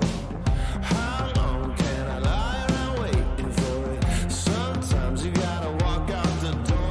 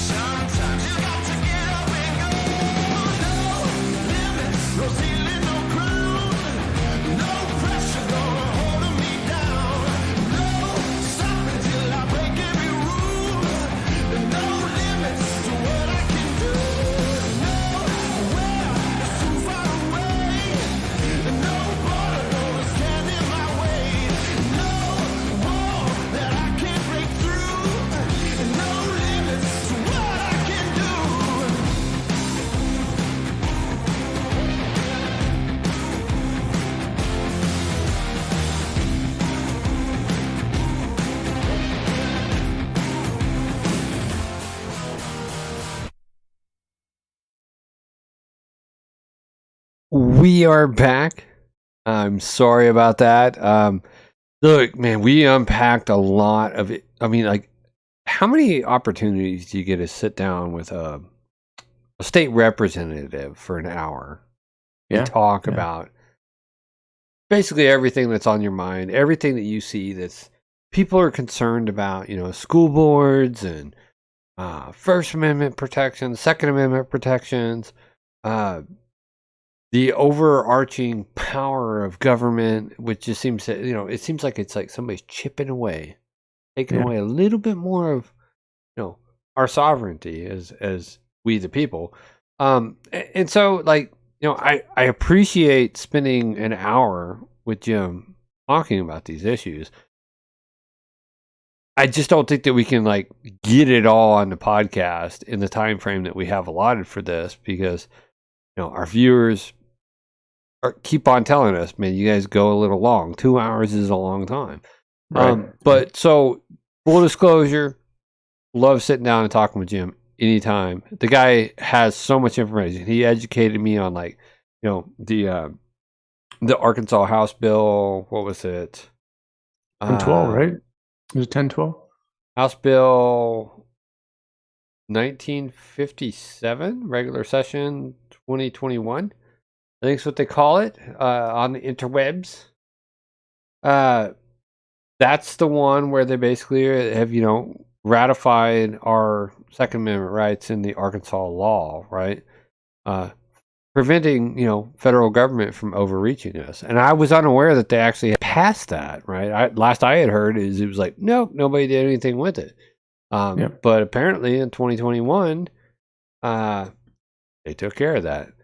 And so that was valuable information that Jim had that I was unaware of. And I would have never been aware of that unless I had sat down and talked with him about it. Yeah, and he co-authored that legislation too, which is awesome. I mean, he's a strong proponent of Second Amendment rights, and we support that wholeheartly. And we're very grateful for having him on tonight. And we went through, like you said, I mean, we had questions between me and you. I mean, I want to say 10 to 12 topics. I mean, we easily. Yeah. And again, we have that posted. You can go back through it, and he did a good job. It's worth the time to take an hour out of your day and just sit down and listen to that interview with him and his stance. Again, it goes back to your research, and you can't fully understand a man or a woman, a person, unless you sit down and talk with them. You present them with the question, and you allow them, carte blanche response. Sometimes those go a little long, right? But I mean, it's based off of their experience and the amount of information they have on hand and in their head and everything else. Where it's like, I wanted to sip a little sip of water, but he has so much information. It's very valuable in educational information. And then he's like, oh, you wanted to sip? Here you go. How much can you drink? And I'm opening up the fire hydrant at 180 PSI, and here's a 3-inch fire hose. And it's like, it's mind blowing information. And like me as a person that it's like data driven and information driven, I'm like, give me more.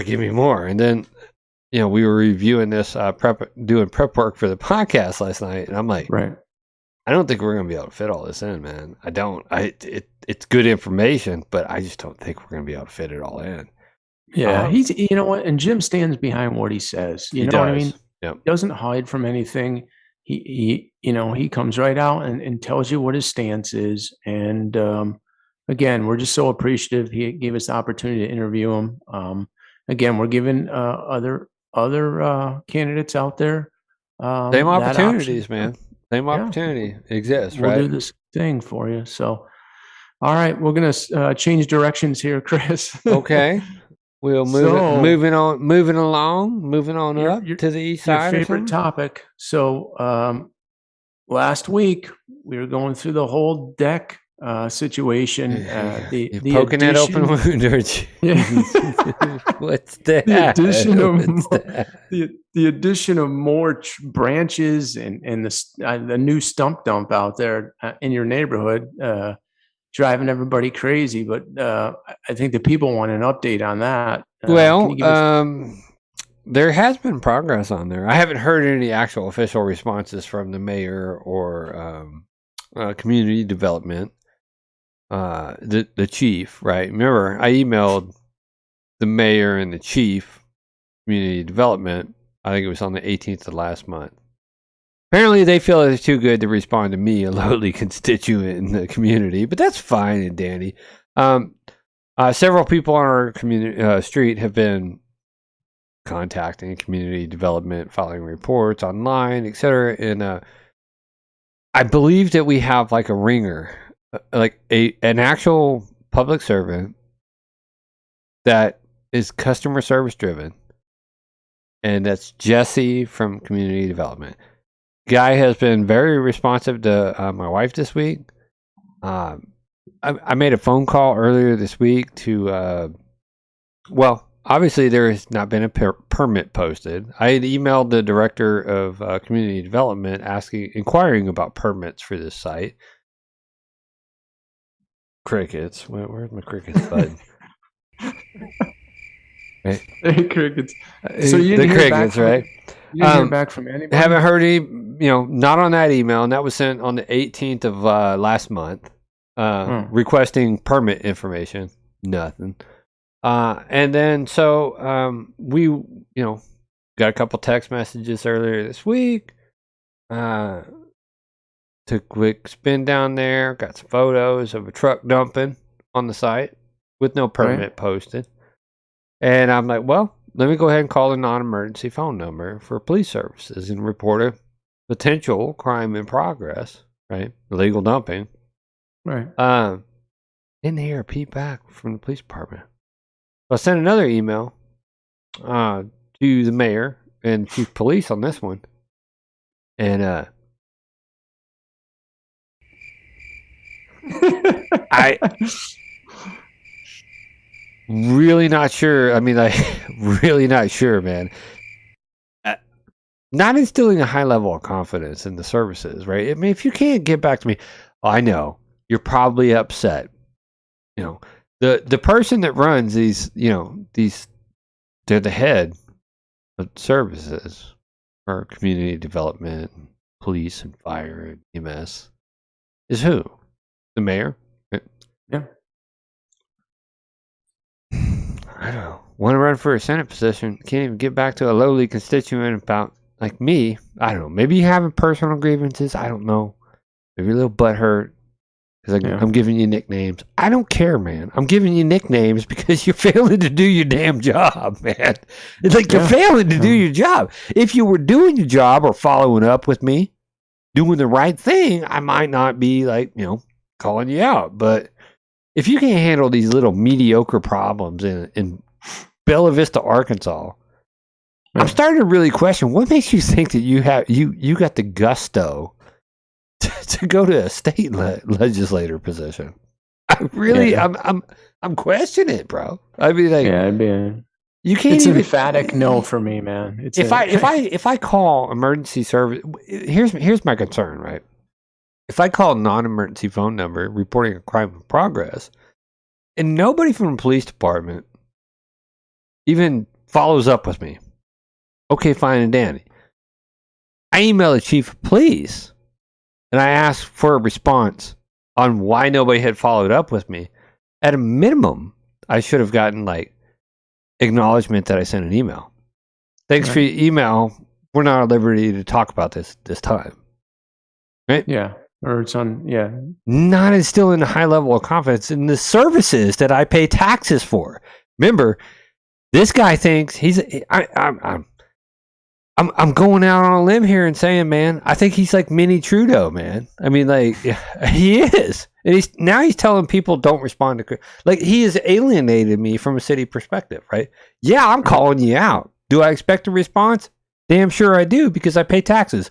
Remember, public service means you work for who? Me. Work for us. Yeah. We, the people. Yeah. Right. Go ahead and keep playing around, man. I mean, you're doing this to yourself. It's like he's pooping in the pool, but he doesn't realize he's pooping in the pool, man. You know, like he's like, I'm just like, why is nobody wanting to really hang out with me, man? I'm like, he's got little baby Roos floating around him. You know, where's Eddie Murphy when we need him, man? Really, seriously, man. I'm for the Department of Pool inspections and stuff, man. You know, like I don't get it, man. I really don't get it.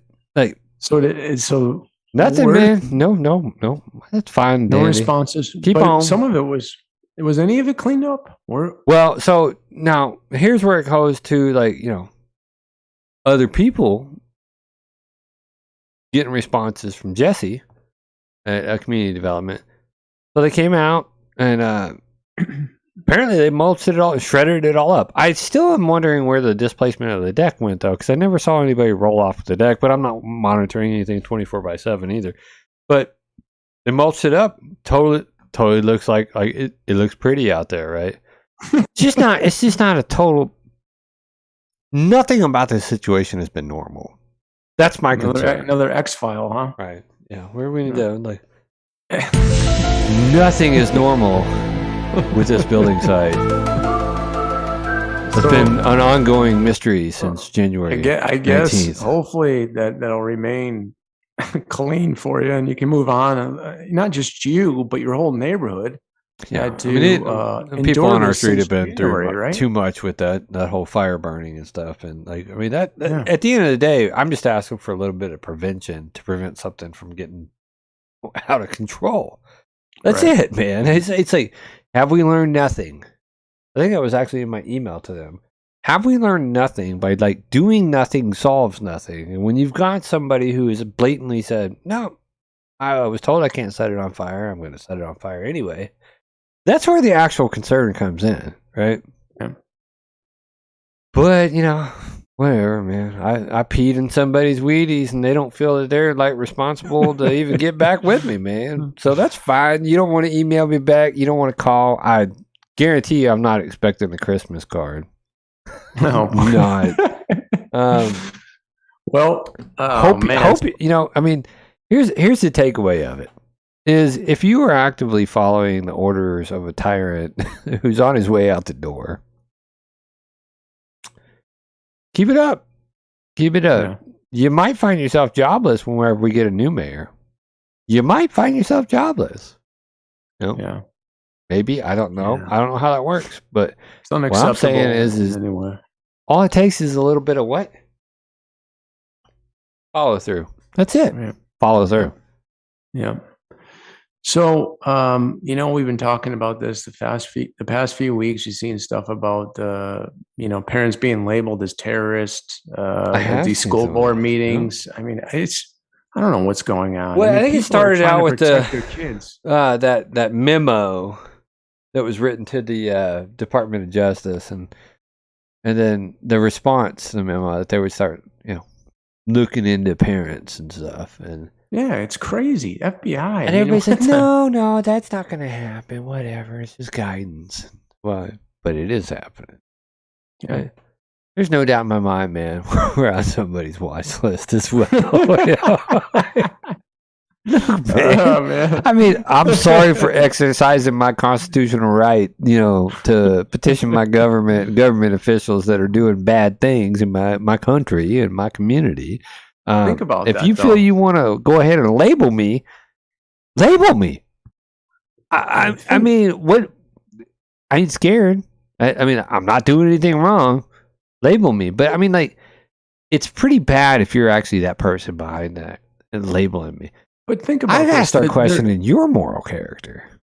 The intentions of these parents are trying to make things better for their kids and all the students at the end of the day. And I mean, I just don't.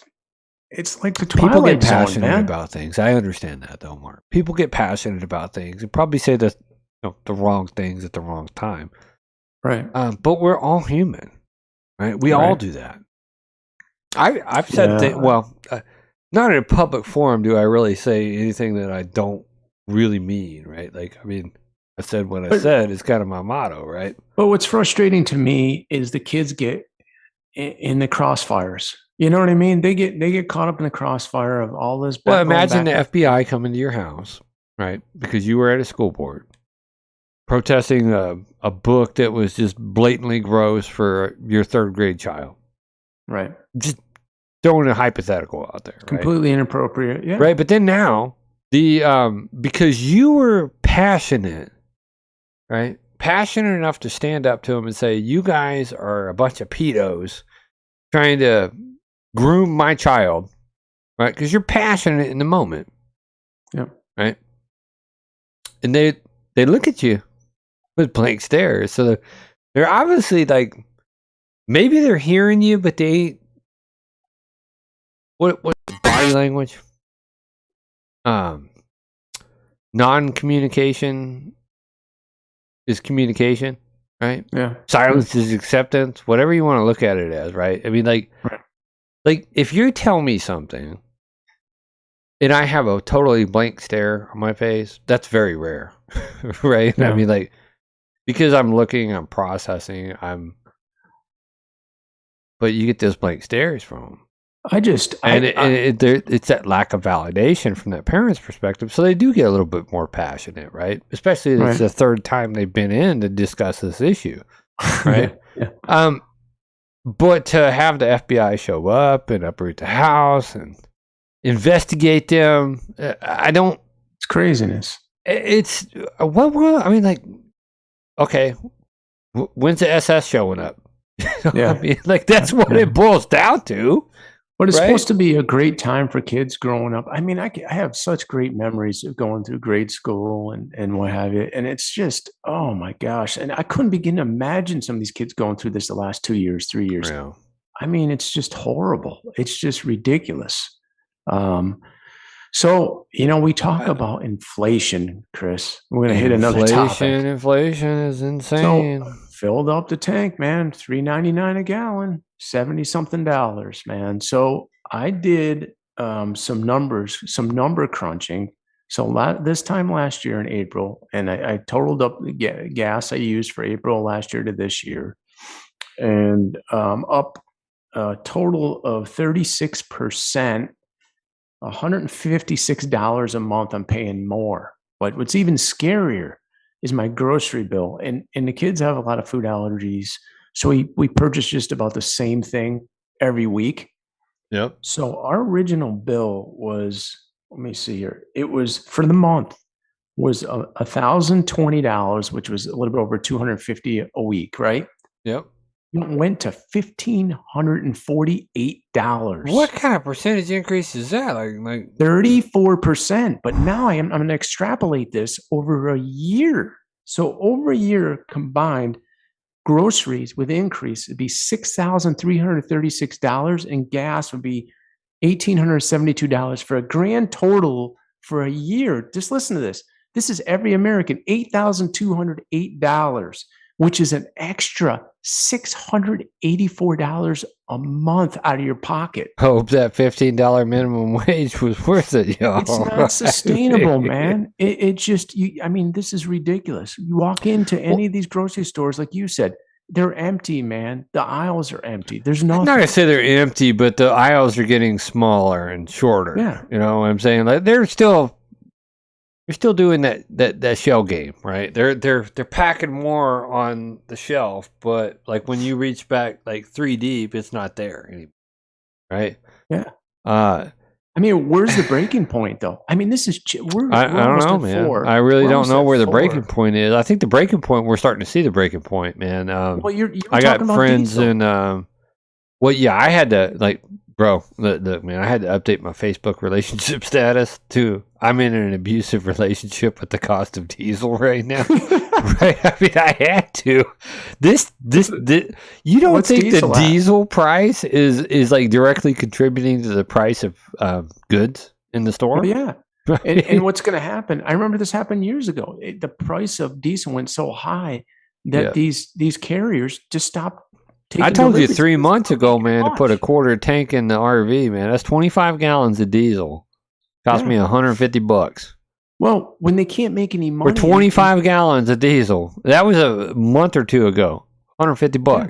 That's the next step. They're just not they're not gonna deliver anymore because they're gonna be upside down. The amount of diesel gas prices are they gonna can't there's no profit in it. I mean, like if you're spending more than it takes to deliver the product, right?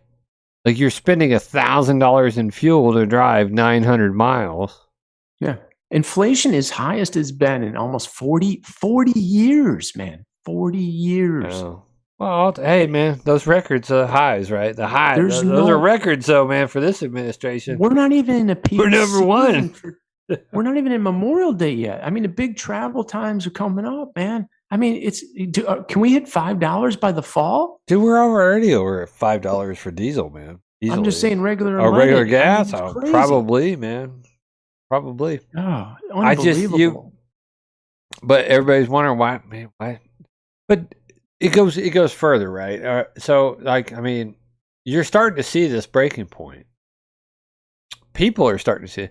I was looking at a post on, I think it was 5 News posted it. It was about the FDA talking about, obviously we have a baby formula shortage in the country right now.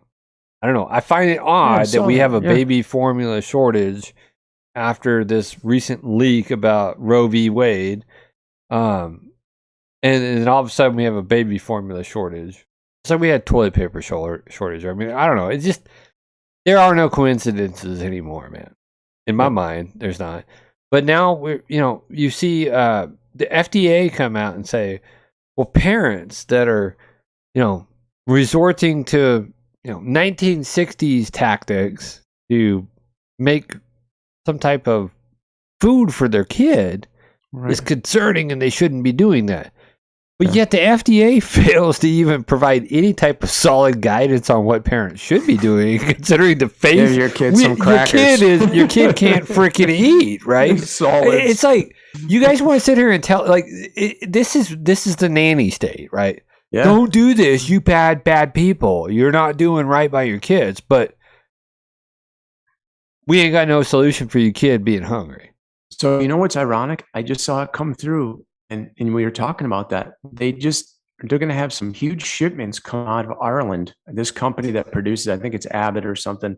I mean, the two major manufacturers got to be like Enfamil and Similac, I would imagine. Well, so they're sending huge shipments. Look at the history of those companies with heavy metals and the child formula and everything else. I mean, like heavy metal, they've had so many recalls of stuff, man, too.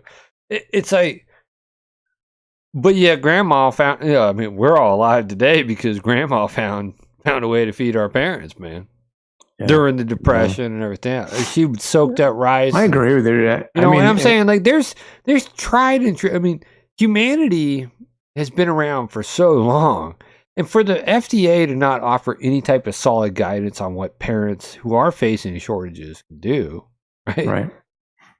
People are going to be, they're going to be left to their own devices. They're going to do stuff, Right. Well, common sense isn't common, Chris. I mean, like, look, man, I get it. FDA wants to protect people from bad actors and stuff like that. I get it. I understand, right? But provide some solid guidance for once. Yeah. Quit giving the big corporations a pass and provide solid guidance to parents who have a hungry child. Yeah, well put. So I'm going to bring you local, man. I'm going to bring you right into Bella Vista. We're back into Bella Vista again. So now there's a rash of break-ins happening, and we discussed this probably 4 or 5 weeks ago. Yep. With people coming in the area, with the area growing, comes crime. Well, I thought Peter said that he reduced crime, so I don't know. I don't know about that, man. But tell that to the people that got their cars broken into. There's been a few of them this week, man. Somebody had their car broken into, and then another person had they accidentally left their garage open. Yeah, right? Yeah, and people got have a bunch to of tools stolen and stuff. Yeah, people have to be vigilant. Make sure you lock up your stuff. Make sure you keep your eyes and ears, open and listen and protect each other, your neighbor, because I don't think this is going to stop anytime soon. Well, and that you bring up a good point right there, because, like, I mean, I'm very, I go out and look around every night, right? keep an eye out on the neighborhood. Neighborhood watch. Looking out for my neighbors. Yeah. Biblical, right? Love your neighbors. Check out for them. Look at them, right? But like, there's been a couple times that my neighbor has left their garage door open, and I'm like, okay, well, I know it's 9:30. I'm gonna go knock, be like, hey, man, didn't know if you knew, garage is still open, right? Yep. You got to look out for your neighbor. I mean, it never hurts to go out, before you go to bed and just take a quick peek. Check on your neighbors, man. Make sure their stuff's not vulnerable, right? Yeah, I don't mean go rattle their doors or anything like that. But I mean, like, look, if you have a vehicle and you ain't locking your doors after all these break-ins of like, it's not even break-ins, right? Like, because some people try to justify it. Well, it wasn't really a break-in. Somebody just opened the vehicle. It's still trespassing and like stealing, right? Like, don't try to. Are you going to beat me up with that liberal logic? Sorry, man. They didn't break in. They just opened the door, right? Well, okay. I get that. Yeah.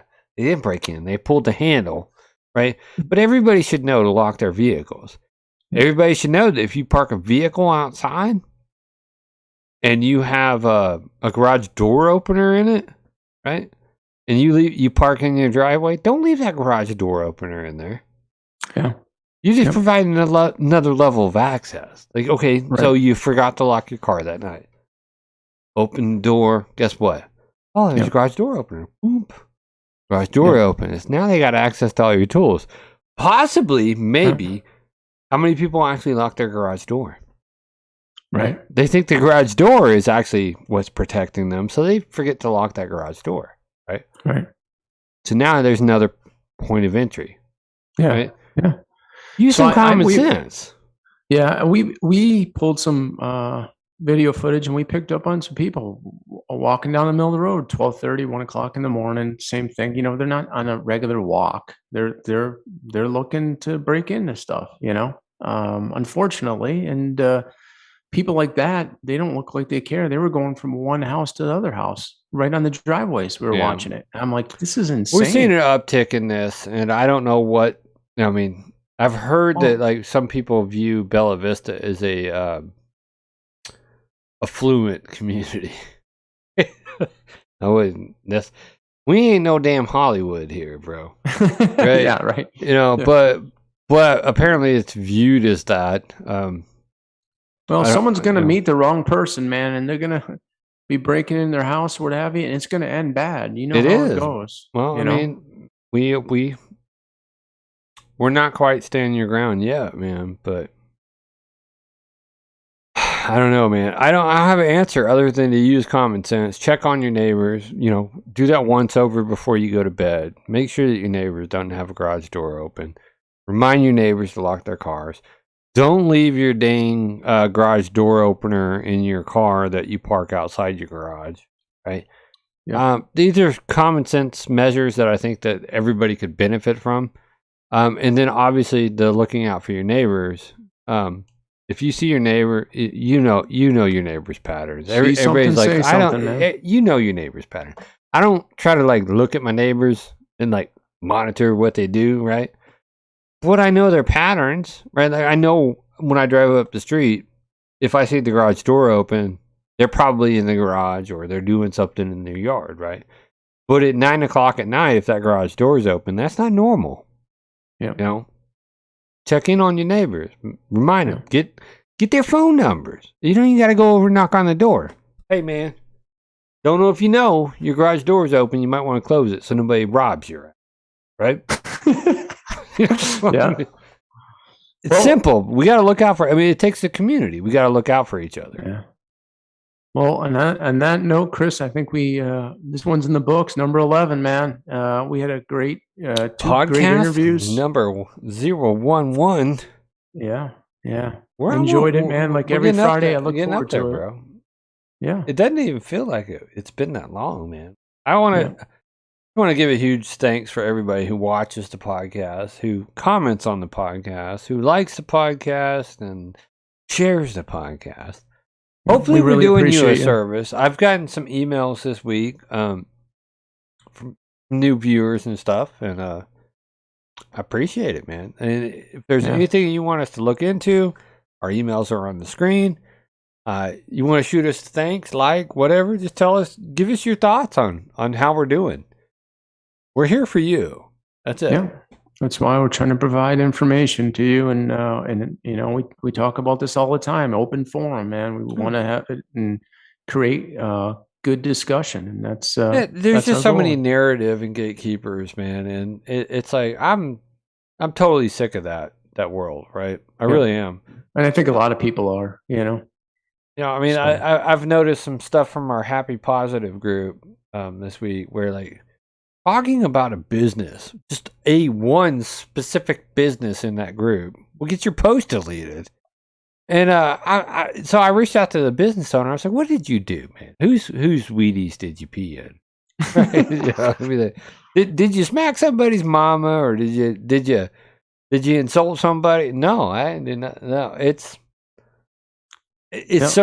so odd, right? And I think we'll probably get into a little bit of that on next week's podcast. Yeah, I think so. I think it needs more time. And I mean, we're at 2:07 in. I owe everybody, it's long, man. You know, well, yeah, we get it. We're talking about stuff, real stuff.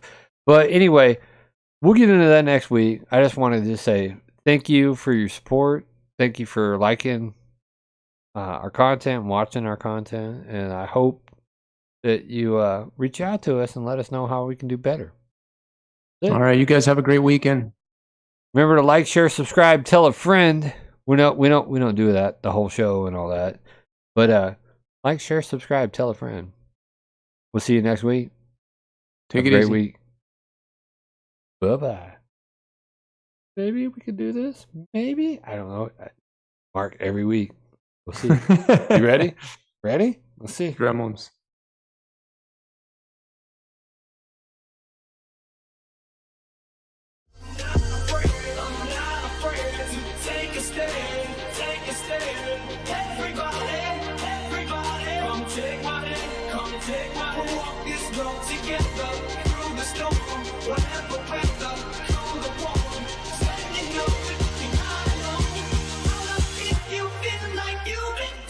Same road.